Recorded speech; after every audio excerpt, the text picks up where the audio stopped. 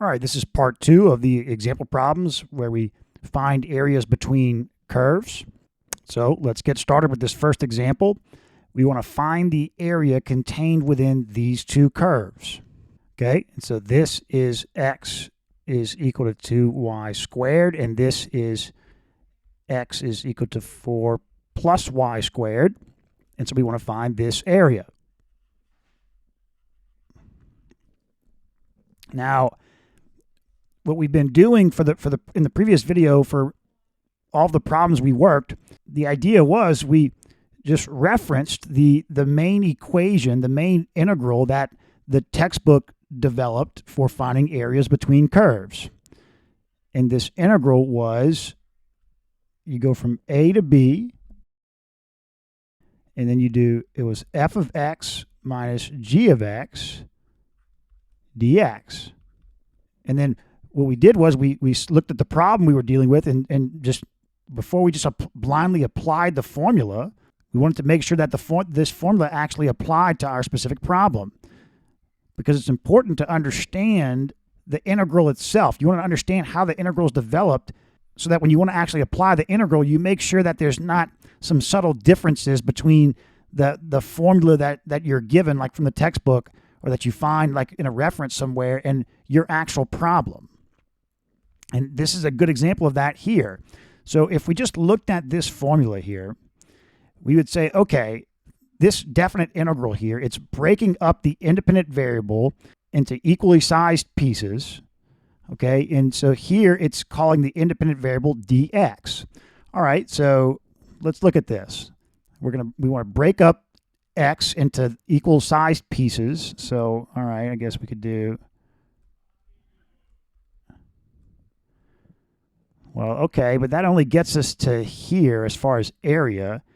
And this function isn't even involved when it comes to these x's. But I mean, I guess we could potentially, just using this single function here, we could break this up into rectangles. Yeah, I mean, we could do that. So to get this area on the left side of this line, we could think about the idea of breaking this up into rectangular pieces, then taking the limit as these pieces go to infinity. But you know, we'd have to kind of develop our own integral here doing that. I mean, this is different than what we did in the textbook to find the, you know, we're not even finding the area between two curves. It's the same curve here. Okay, and then, you know, for this region, so we're going from here to here. I guess that would work here. Yeah, it would work here. So if we broke this up into pieces like that, and we would, you know, let's break it up even finer so we can get a good sense of this. So like, let's say, okay, so we'd have a rectangle that we would take this would be like a delta x here, and well, it would be the full height. So it would be, you would subtract, you would get like this, right? You would subtract the height of the red minus the height of the blue, but then you have to kind of multiply by 2. You know, this is a little different than what we developed in the textbook, but we could absolutely, though, develop our own definite integral, breaking up delta x into the independent, treating the x variable as the independent variable, breaking the x variable up into pieces. We could absolutely develop our own definite integral to get this area. And that would be good practice as far as setting up a definite integral, setting up an infinite sum. That would be good practice. But if we're just looking at the method that we learned in section 6.1, if we're just trying to go off of the method we learned in section 6.1, we didn't really learn this specifically. If we were going to treat x as the independent variable to do this, find these areas, we didn't really learn that method. That we'd be going off on our own course. So is there a way that we could potentially, that would more reflect that we could obviously, we're going to have to deviate a little bit from what we did in the textbook, but maybe if there's another way we could deviate that would still more reflect what the way we did this. And yeah, so if we look at this sideways, then it's more reflective of the what we did in the textbook, in the sense that you've got if you're looking at it sideways, so you're looking from here, so this curve is above this curve, then it's the same type of problem. It's like you have over this interval from here to here, this function is always greater than this function, and then you can think about just subtracting this function from this function to get the height of a rectangle, and with the width of that rectangle being like a delta y, like we having this axis broken up into equal sized pieces. So treating the y as the independent variable. If you treat the y as the independent variable, then you can think about breaking this up. We're trying to find this area. You break this up into these rectangles that have height equal to this function minus this function, and with delta y. And then if you take the limit as those numbers, the number of those rectangles go to infinity, and you're summing those, doing infinite sum, that would give us the area. Okay, so let's do that. So what we want to do then is we're still going to be going from B to A. It's just going to be the same integral, the same exact setup, except y is the independent variable. That's it. So we're going from y is equal to A to y is equal to B. That's it. Again, what is this saying here? It's saying we're breaking up the independent variable y into these equally sized pieces, okay? And we're going to add up these pieces, but as the height of these pieces, so we're going to multiply the delta y times the height of these pieces.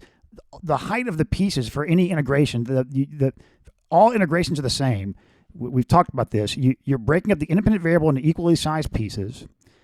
And then each of those pieces you can think about those pieces, all those pieces, as they're going to end up being a rectangle, even though for some infinite sums, you're not even thinking about actual rectangles, right? Like the length of a line, calculating the length of a curve. You're not thinking about a rectangle, but it's still a similar idea in that you're multiplying the size of the pieces, which is the same for each piece, times some height of the piece that's based on a function or functions, a composition of functions, like evaluated at the independent variable. There are functions of the independent variable, right? Like within each piece, you can pick any point you want. You're evaluating the function at some point within that piece, which gives you like a height. So okay, what is A and B going to be? Well, okay, we've got our two functions because we want x as a function of y. We want to input a y and get an x. And that's how these are already set up. So now we just need to determine the limits of integration. What are these two y values going to be? It looks like it's 2 and minus 2. And that should be the case. So let's just verify. So 2y squared is equal to 4 plus y squared. So 2y squared minus y squared, so you get y squared is equal to 4. So y is equal to plus or minus 2. Okay, so we're going to be going from minus 2 to positive 2, and then what's going to be like our f of y and g of y, because for this formula, f of y is always greater than or equal to g of y. Well, this 4 plus y squared is going to be the f of y, and this is going to be the g of y. Okay, so 4 plus y squared minus 2y squared dy. And that's it. We're doing a sum of these rectangles that are these horizontally oriented rectangles. We're summing through the dy's with these functions of y that give the height, the quote unquote height, but it's in the horizontal height. Okay, so this is 2 to minus 2, 4 minus y squared dy. Now this is an even function because if we input minus y for y, we get the same function back, and we're going from minus 2 to 2. We're going from minus a to a. So we can write this as put a 2 out front and then go from 0 to 2. 4 minus y squared dy. Okay, so this is 2 times 4y minus 1/3 y cubed. Okay, 0 to 2. Okay, so we've got 2 times, okay, so it's just going to be 8 minus 8/3. Okay, so this is 2 times 24/3 minus 8/3. 2 times 16/3, so 32 divided by 3. And that is the area between these two curves. Okay, let's find the area between these two curves. And so it doesn't say, give us like an x value, like it doesn't say between these two curves and x is equal to minus 0.25 and positive 0.25. So that would be like this area. It just gives us the two curves, and so that's telling us that it's all this entire area. That's what we're trying to find.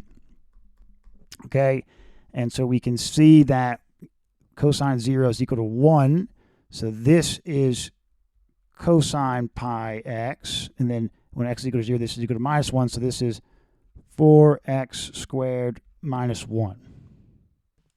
Okay, so it looks like these they meet at plus and minus 1/2, but let's just verify this to make sure. So we want to solve for when cosine of pi times x is equal to 4 times x squared minus 1.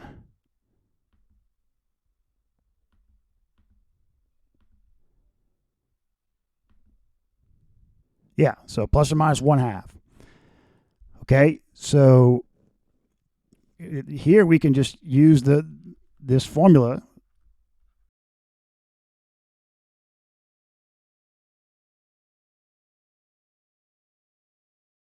Because, we're breaking up the x-axis into equally spaced parts, and then the height of the rectangles is just, it's just these two functions. The subtracting these two functions, we can treat this. So this is be f of x, and this will be g of x, right? F of x minus g of x. So, okay, so we're going from minus 1/2 to 1/2, and the function is cosine pi x minus 4x squared minus 1 dx.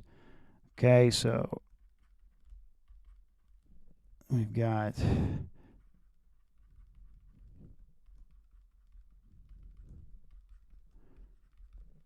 okay. And this with this x squared here, to me this could be an even function. So let's see. Cosine of pi times x minus 4 times x squared plus 1. Okay, so now let's make this minus x. Well, we know that this minus x squared is going to stay as cosine is even. So, okay, this is even. So we're going from minus 1/2 to 1/2, so we can write this as 0 to 1/2 cosine of pi x minus 4x squared plus 1 dx. Okay, so we've got sine of, so this would be 1 over pi sine of pi x, right? You take the derivative of this, you get cosine pi x minus 4/3 x cubed plus x. Okay, now this is going from 0 to 1/2. So you got 2, and then, so 1 over pi sine of pi over 2 minus 1/2 cubed is 1/8. So 4/3 times 1/8 is 1/6 plus 1/2. Okay, now this evaluated as x equals 0 is 0. So what is, let's see. sine of pi over 2 divided by pi minus 1/6 plus 1/2. 1 over pi plus 1/3, oh, then times 2. Well, 2 over pi plus 2/3 is what that would be. So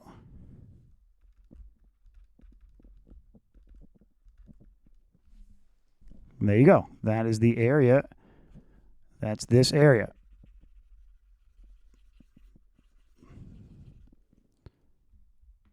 Okay, let's find the area contained between these two curves going from minus pi over 3 to pi over 3. And I'm assuming that's where these intersections are, but I guess it doesn't technically have to be.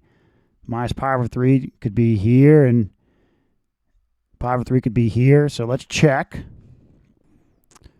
Okay, so we want to solve for where does tangent x equal 2 sine of x. So when n is equal to 0, you've got minus pi over 3 and pi over 3. Okay, so these points are minus pi over 3 and pi over 3. So it looks like, yeah, we can just use this formula.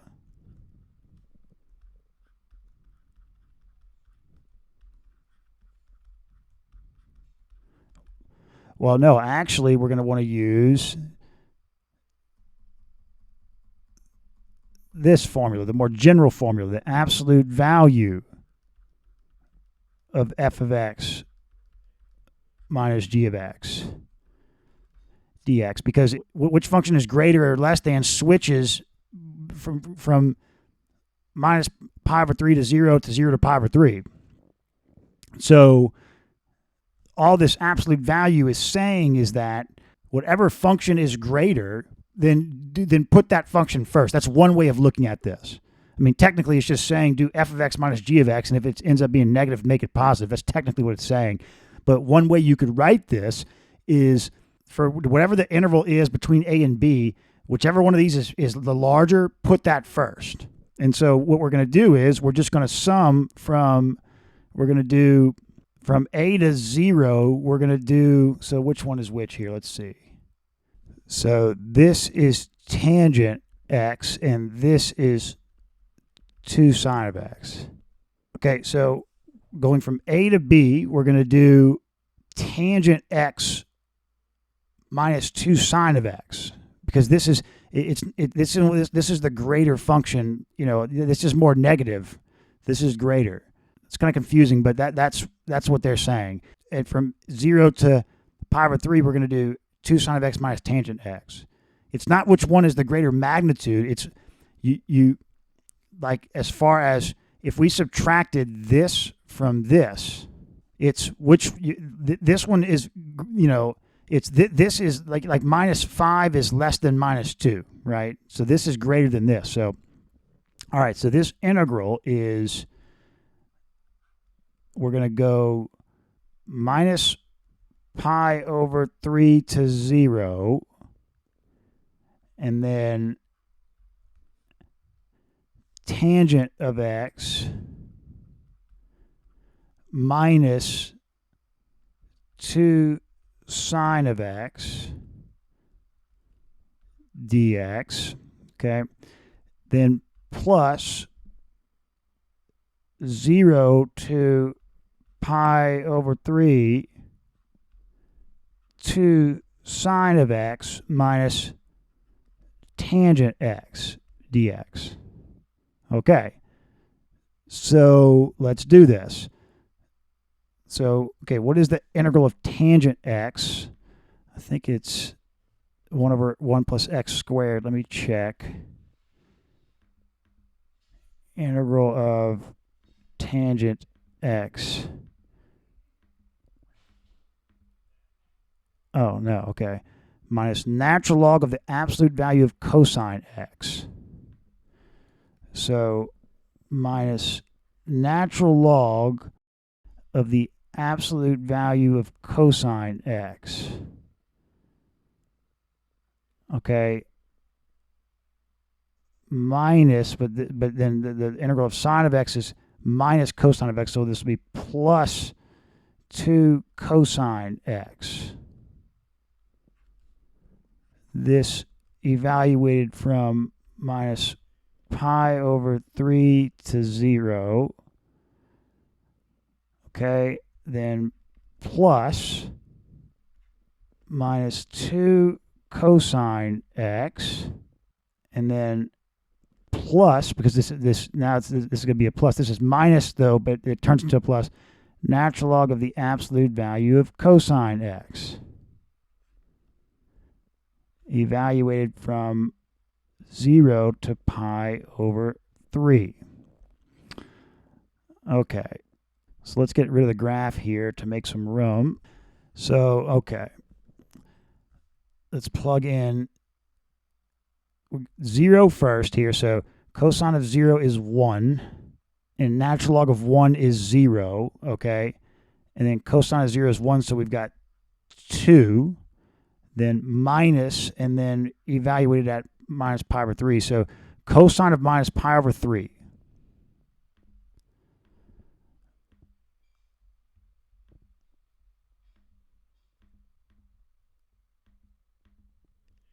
is 1/2. So minus natural log of 1/2. And what we can do is bring this minus 1 here. So you have 1/2 to the minus 1 power. So this would be natural log of 2. Let's do that. So natural log of 2. Okay. And then plus 2 cosine of minus pi over 3. That's 2 times 1/2. Okay. So that is this part. So now let's do the next part. So minus 2 cosine of pi over 3. What is cosine of pi over 3?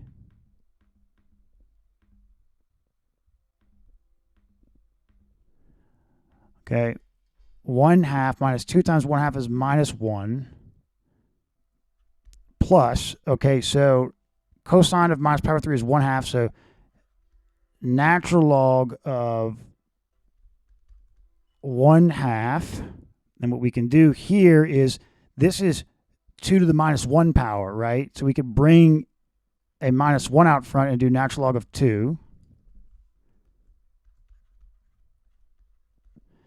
Okay, so there we got that, minus, now plug in 0, so we got minus 2, cosine of 0 is 1, natural log of 1 is 0. Okay, yeah, so that's kind of, you got to be careful with that. I'm hoping I got this right. So 2 minus natural log of 2 minus 1 is 1 minus natural log of 2, okay, plus, okay, minus 1 minus natural log of 2 plus 2. Okay, 1 minus natural log of 2 minus 1 plus 2 is 1. So plus 1 minus natural log of 2. This is 2 minus 2 natural log of 2. And yes, that is, I just checked the answer key. This is correct. 2 minus natural log of 2 is this area. Like this area plus this area. It's not a net area thing. Like it's not a net area like we do, like the general definition of integration is, of definite integration. It's just the area, the total area between these curves. This area plus this area.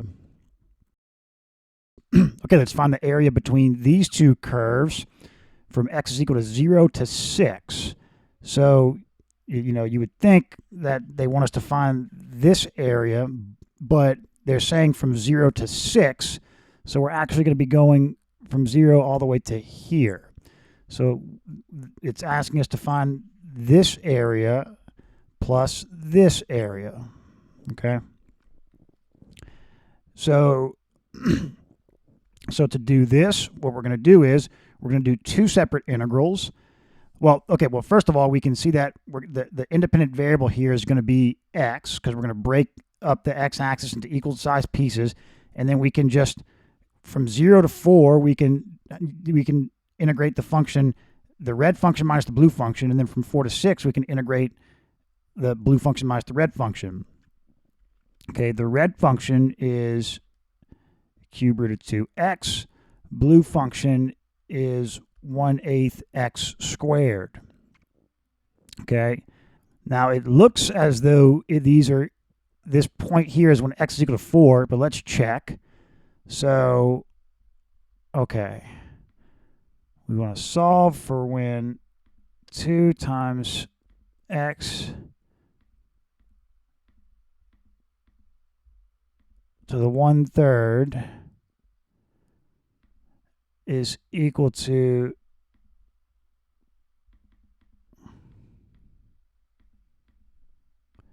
1/8 times x squared for x. So x is equal to 0, x is equal to 4. So this is, yeah, this is x is equal to 4. All right, so to get the areas, all we're going to do is go from 0 to 4.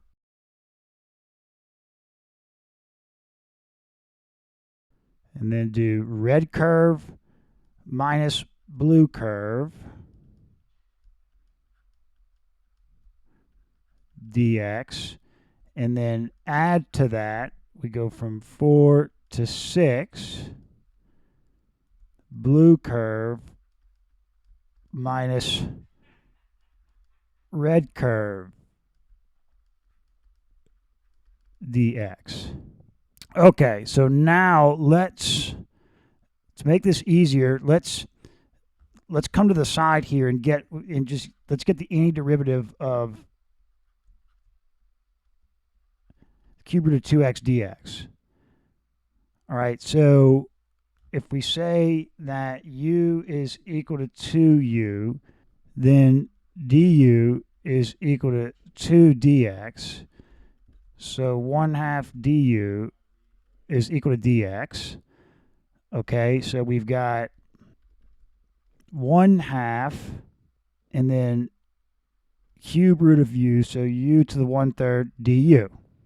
Okay, so this is 1/2 u to the 4/3 over 4/3. So this is 3/4 times 1/2. So 3/8 u to the 4/3. So this is 3/8 2x to the 4/3. Okay.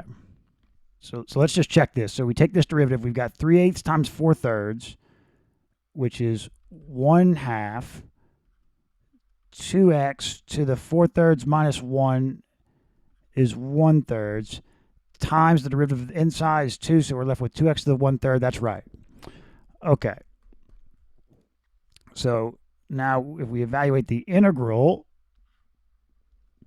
so, okay, the integral of 2x, the cube root of 2x is a 3x times 2x to the 4/3. Well, no, we want to evaluate, well, yeah, no, that's right, okay. Minus, okay, so then x cubed over 3, so 1 over 24 x cubed. Okay, so we evaluate this from 0 to 4. All right, plus 1 over 24 x cubed minus 3/8 times 2x to the 4/3, and this evaluated from 4 to 6. Okay. So continuing, so this was equal to, okay. What is, so 4 times 2 is 8. What is 8 to the 4/3?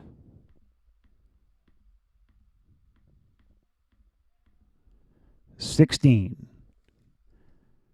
Okay, so we're plugging in 4. So 16 times 3/8 is 6. Okay, 4 cubed over 24 is what? So this is a 6. 8/3.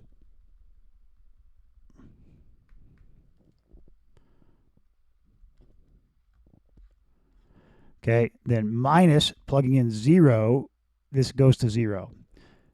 Okay, plus, now we plug in 6. So what is 6 cubed over 24? This is 18 over, well, okay.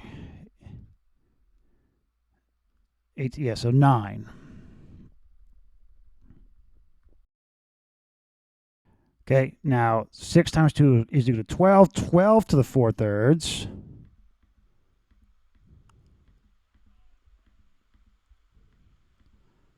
And then this times 3/8.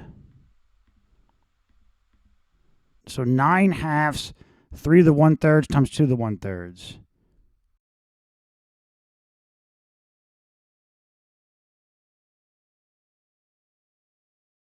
Okay, so but we do this minus, and then evaluate it at 4. So it's going to be 8/3 minus 6. Okay, so we've got 6 minus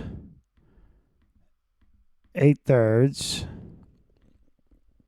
10/3, and then it's going to be minus 10/3, so 10/3 times 2, and then plus 9 minus this.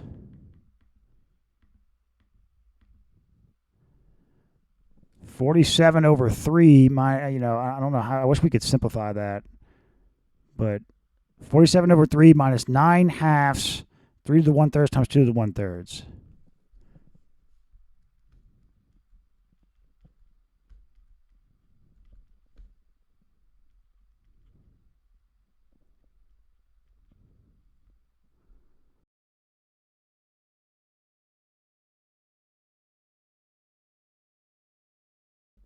Okay, and this is about 5.36. So, and that's this area. This area plus this area. Okay, let's find the area of the region bounded by these curves here. So this is 2 minus absolute value of x, and then this is x to the 4th. And so it doesn't give us any like x values, like it's not saying between this x value and this x value. So they're asking us for this area. Okay. And we can see that we can, if we break up the x-axis going from -1 to 1 into the equal pieces, and then so the value of the function, we're just doing the standard, the blue function minus the red function. Okay. Now, you would think that we would need to break this up into 2 separate integrals, one going from -1 to 2 and another going from 0 to 1, or -1 to 0 and another going from 0 to 1. But I want to actually try this out personally and see what happens, because the fundamental theorem, it says that the curve, to use the fundamental theorem, so if we were just finding the area under this blue curve here from -1 to 1, it just needs to be continuous. It doesn't say differentiable, just continuous. And you could do capital F of this minus capital F of this. And so now it has to be continuous. It can't have like a jump discontinuity, but remember, even with jump discontinuities, a function is still integrable. A function can be integrable, but however, you can't solve it using the fundamental theorem. Just because you can't solve it using the fundamental theorem doesn't mean it's not integrable. But anyway, but this is continuous, so we should be able to, we shouldn't have to split this up. So let's see. Well, actually, we are going to have to split it up because of the nature of the absolute value. The absolute value, you've got one function, the equation for this line, and then an equation for a different line here. So because of that, we'll have to split it up. But, well, okay. That's kind of disappointing. I wanted to try it, but okay. So we're going from, well, okay, let's see if, let's make sure that these are actually the points of intersection. So this y here, if we, the way we can write an absolute value out as a piecewise function. So if x is greater than 0, it's just 2 minus x. But if x is less than 0, it's 2 plus x. Okay, why is that? Because think about this function. Okay, if you put in like x is equal to 1, 2, or 3, you get 2 minus 1, 2 minus 2, 2 minus 3. If x is less than 0, so if it's minus 1, minus 2, minus 3, it just turns those values positive. So you get 2 minus 1 again, 2 minus 2, 2 minus 3. So if x is less than 0, that's what it's going to give you. If x is minus 1, it'll be 2 minus 1. That's exactly that's exactly what you want. Okay, so what we want to see is when is 2 minus x equal to x to the fourth? When is 2 minus x? Let's solve for when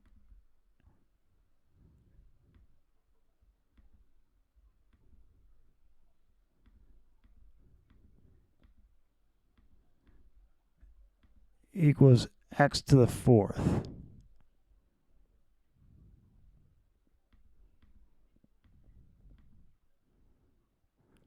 Okay, 1 or minus 1.35. Yeah. But this here is not a part of this because the domain is just x is greater than 0. So now we do when it's 2 plus x, it's at minus 1. So okay.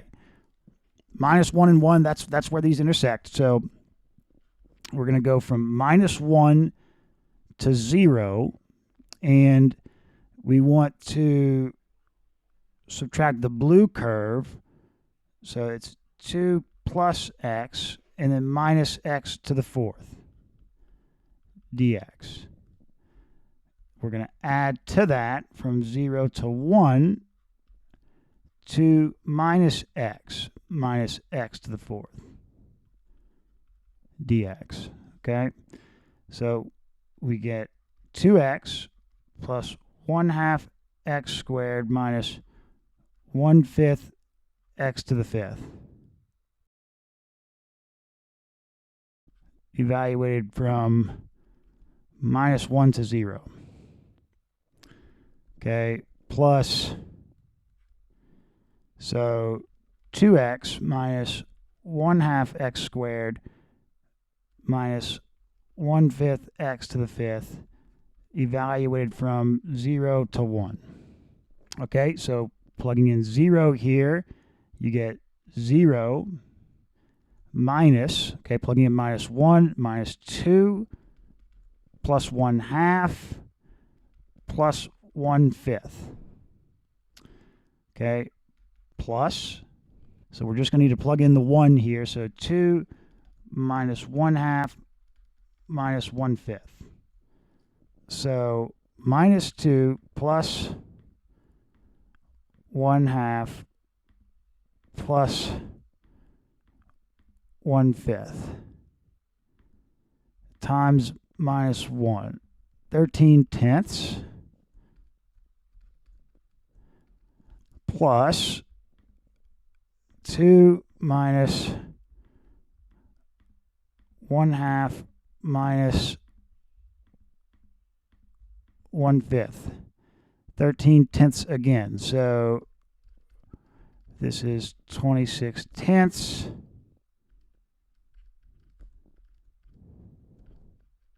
13/5. Okay, last problem. Let's find this area.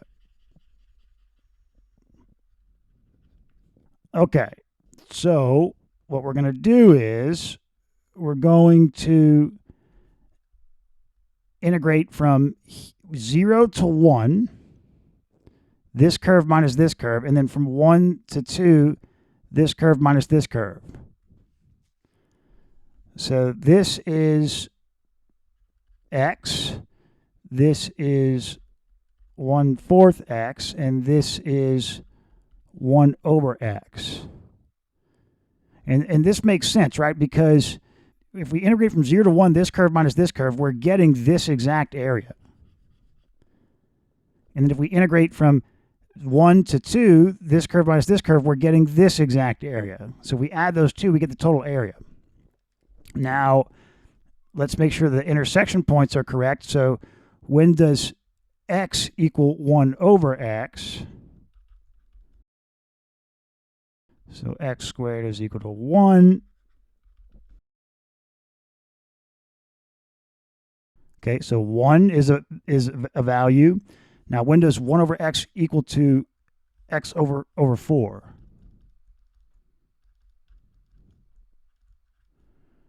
X squared is equal to 4.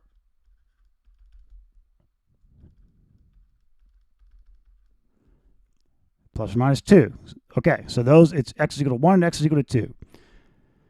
So we just want to integrate from 0 to 1, or 0 to 2, no, 0 to 1, x minus 1/4 x dx, and then add to that, integrating from 1 to 2, 1 over x minus x over 4.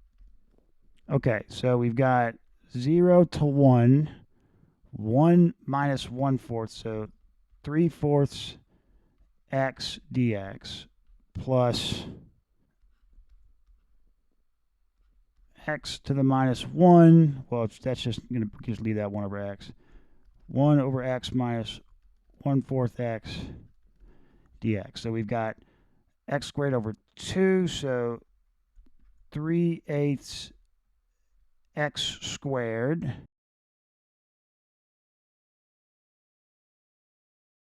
All right, now plus natural log of the absolute value of x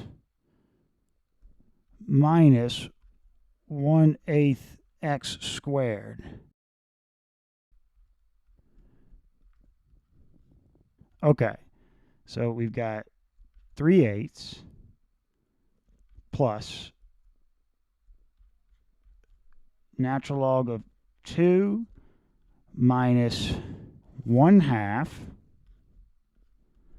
minus natural log of 1 minus 1/8. Okay, so 3/8 plus, this is 0, natural log of 2 minus 1/2 plus 1/8. So 3/8 plus natural log of 2 minus 4/8 plus 1/8 is minus 3/8. So this is equal to natural log of 2. This area is equal to the natural log of 2.